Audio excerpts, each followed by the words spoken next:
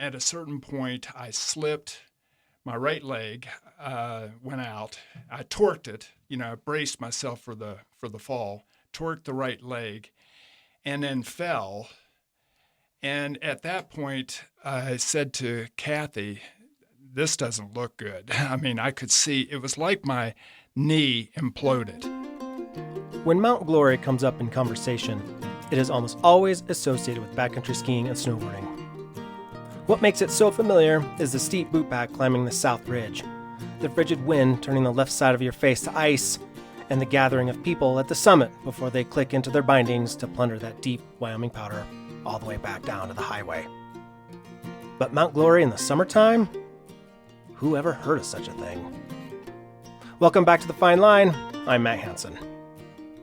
There is, in fact, a summer trail on Mount Glory that climbs roughly the same way to the top as the winter boot pack. From Highway 22, it's a little less than a mile to the Glory summit and climbs 1,648 feet. At least that's what I got from some quick mapping on CalTopo. In the summer, the trail is hot, dusty, and steep with no running water. So why would anyone choose this hike of all others in our area, especially when you don't get that sweet payoff of the ski down? That was a big question that came up after Teton County Search and Rescue received an emergency call for help from an injured hiker near the summit of Glory on July 16, 2023. The temperature that afternoon was in the low 90s, and for Jackson, that felt like one of the hottest days of the summer. This call led to a grueling response from the SAR team, requiring good old-fashioned boots on the ground, teamwork, and a whole lot of muscle and determination. Turns out there was a very good reason for this hiker to be up on Glory in the summertime. And it just goes to show that we should all be very careful about making any assumptions about the motives and intentions of someone who gets hurt in the backcountry. As the SAR volunteers know very well, we should all start from a place of understanding and empathy, because until you talk to the person involved, you really have no idea. So that's what we're going to do when we come back after this short break. This is The Fine Line from Backcountry Zero. My name is Kelly Hill. I'm the head of product at STIO, presenting sponsor of the Fine Line podcast. I have the privilege of creating products that are responsibly made and keep people connected, comfortable, and protected in the mountains.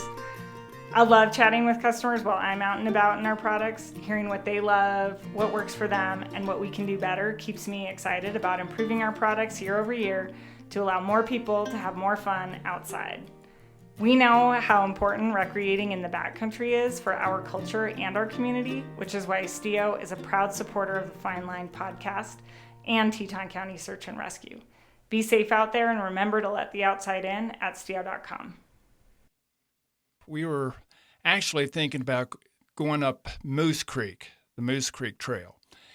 And we actually, we got close to it and we looked at each other and made the comment that, we'd like to get a big hike in before we were planning to go to Mount Washington as part of our trip to Acadia National Park.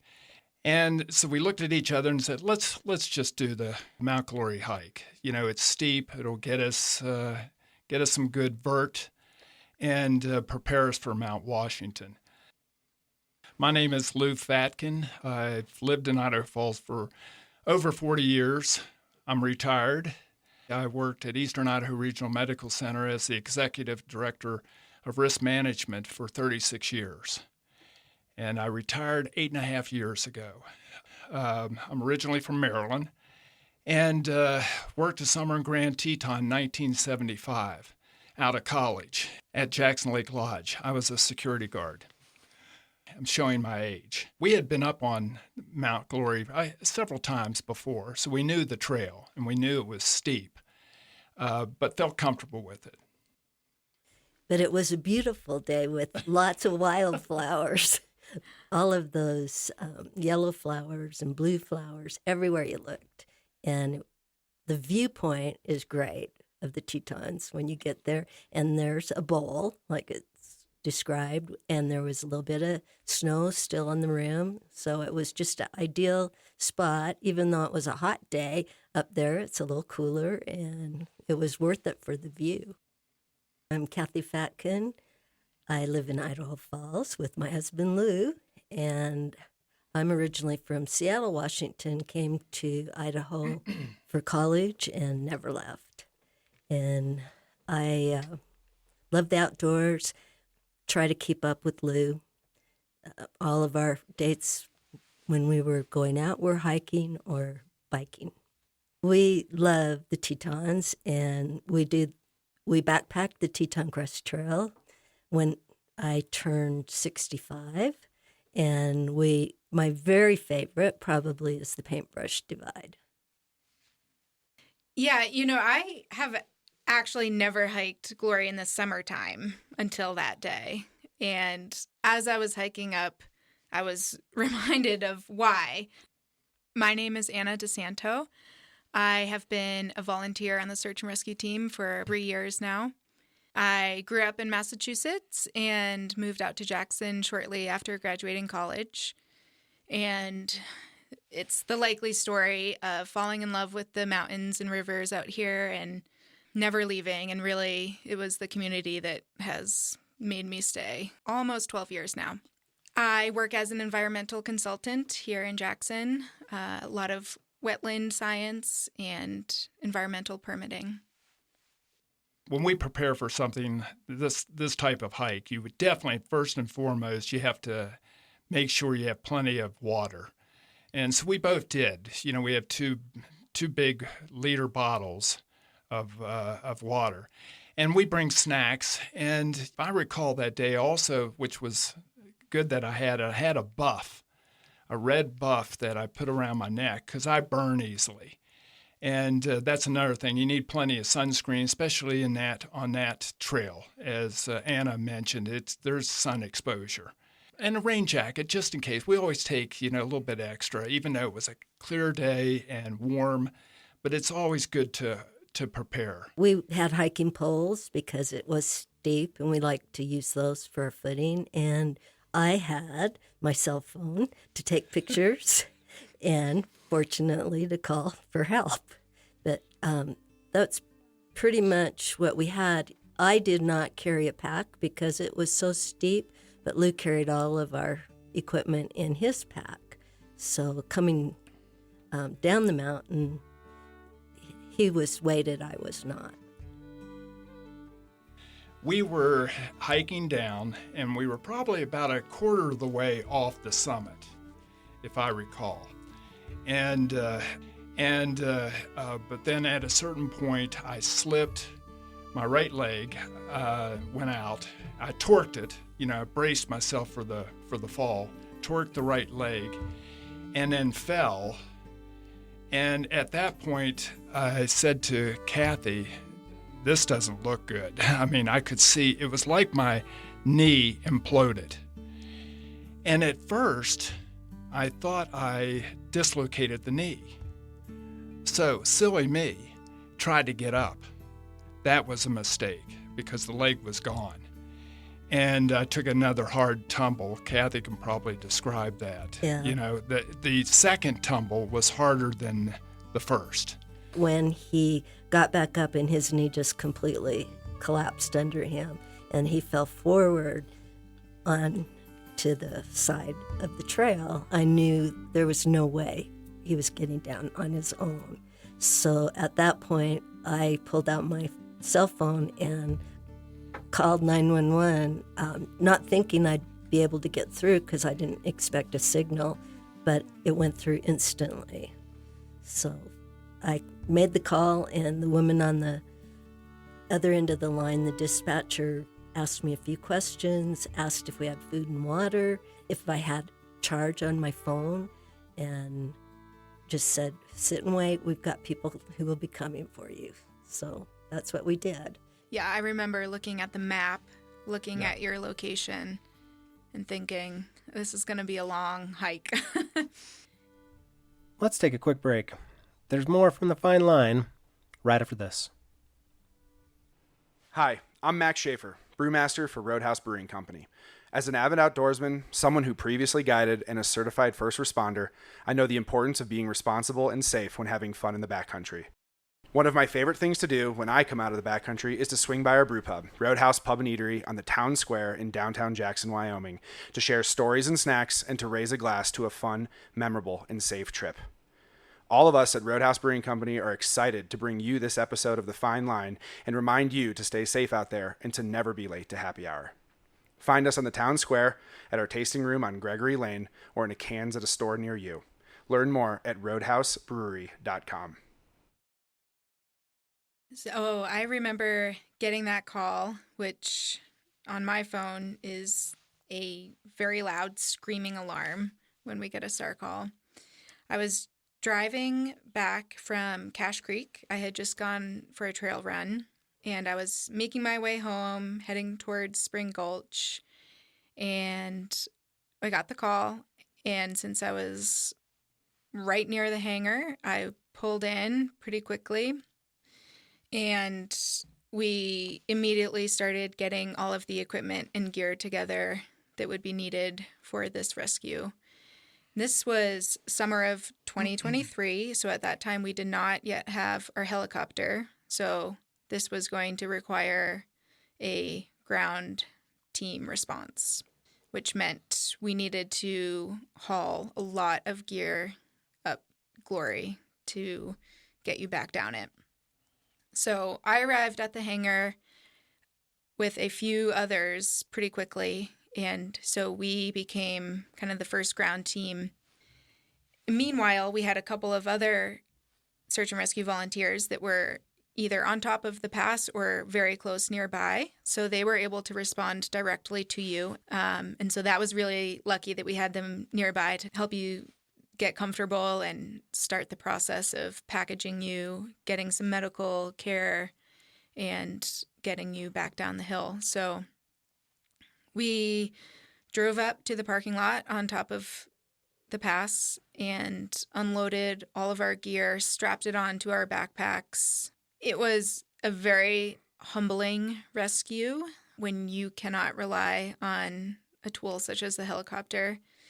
It was challenging to get up there, and once we got up to where you were, getting the wheeled litter put together and all of the equipment, the first aid kits, the rigging gear, was really challenging because of how steep the slope was that we were on. We had to kind of stash our backpacks up against the north side of a tree and hope that they didn't slide off. We were grabbing onto whatever we could to stay on the side of the hill and make sure that none of our gear rolled down to the highway. As Lou and Kathy waited for the SAR team to arrive, they had time to think about how this accident might derail some of their plans for the rest of the summer. The Fatkins have always loved national parks, with their first love being Grand Teton. After they retired, they both volunteered as park ambassadors at String Lake. For 4 years, they would drive over from Idaho Falls twice a week and join a group of ambassadors known as the String Lakers. They patrolled the picnic area, helped out with parking, and tried to make sure people weren't jamming up the canoe launch. For years, they have been on a journey to visit every single national park in the United States. For them, that means not being windshield tourists, but really getting to experience each park in very real ways. Touching the dirt, smelling the flowers, taking in the beautiful view from the top of a mountain. So why were they up on Glory on the hottest day of the year? Because they were trying to get into shape for the next stop on their journey, Acadia National Park in Maine. And to me, that makes a lot of sense. But to date, we've been to 45 national parks. And our criteria is this: we cannot just drive through. You've got to experience the park. And that is hike, camp, whatever, bike, whatever. And so we've been pretty successful with keeping with that philosophy. And so 63 national parks. We've been to 45. So yeah, we have 18 left. But it's been just a wonderful journey. And the pandemic kind of slowed us down. But hey, we're jumping on it this year. So, and our next national park will be Acadia in Maine in August, latter part of August. Kathy, do you have anything to add? Yeah, he's we had that trip planned before we did this incident. And of course, one of the things he said as we were waiting for 911 was, "I've got to cancel all those reservations." And we were driving across. We had all of our stops planned and reservations for the boat to go into Bar Harbor and get to the park and all kinds of things. And that's what he got to do while he was rehabbing, was make all these phone calls. But as we've been doing the parks, our biggest things has been to camp and to hike. And fortunately, because of the good care he got with search and rescue and then the health care afterwards in Idaho Falls, Mountain View, we are able to do it again. And we're hiking everywhere right now, although we haven't tried Glory Bowl yet. This was our first trip back over the pass since the road washed out. And this is the time of year when we usually do a lot of Teton Valley hikes. So we're looking forward to it. You know, initially there's a lot of adrenaline going through everybody. We are trying to work quickly, but also efficiently. You know, you want to help as much as you can. Everybody wants to do something. And I think being able to help each other out in order to help you is something that the team does really well. And we put Lou in the litter, feet down, facing the bottom of the mountain, and we strapped you in that litter. Essentially, there are a group of folks on the litter making sure that it's going straight, not tipping over, and that you're doing okay. Because where you were was so steep and the whole side of Glory was so incredibly steep and had such loose rock, we needed to rig the litter and have it anchored and lowered down, because if we lost control, Lou would have been traveling down Glory at 200 miles an hour. We rigged the wheeled litter using whatever strong trees were on top of Glory, which you do have a little bit of a selection, thankfully. And we did a series of lowers where the volunteer at the anchor was controlling the speed in which the litter was lowered, while the attendees were controlling the path of the litter, essentially. Because of our rope length, we couldn't do it all in one stretch. So we had to do a series of rigging and lowers, which meant creating a new anchor, putting the litter onto the new anchor, taking it off of the old one, and continuing down. So we essentially were leapfrogging our way down the hill with this lowering system in place and volunteers making sure that you were upright and doing okay in the litter. So we had another volunteer on the radio next to us in the litter, and whenever we said we needed to go slower or faster, they would radio up to the person in charge of the anchor and adjust the speed accordingly. So there was a lot of communication happening at once, and I don't know how many lowers it took, but probably 4 or 5 different transitions to get you all the way to the bottom. Anna, what I remember when you set up that litter was being so surprised of how secure Lou was in it. And it wasn't that you did a lot of strapping of him. It looked like you sucked him into place, and he was held in place very tightly. My only concern was he would get tipped over, not ever that he would bounce out. Yeah, he was in there snug. We weren't going to let him bounce out of that. But the challenge was keeping that tire on the wheeled litter upright and not flopping to a side, which was, you're constantly fighting the other side. And so it was, took a lot of manpower to keep that upright over such rocky, slippery terrain. Was really challenging. It seemed like there was about 15 people total. There probably were up there, yeah. And, we traded off positions on the litter, folks on the radio, the different volunteers that were in charge of rigging and anchors and ropes. And tying the litter off and untying it and going down ahead of us to set up another anchor so that we could do it pretty efficiently and not have to wait to set up a new anchor every transition. So there was a lot of moving parts to that. And when I got into the litter, I think I helped, slide. They asked me to slide over. I was able to do that.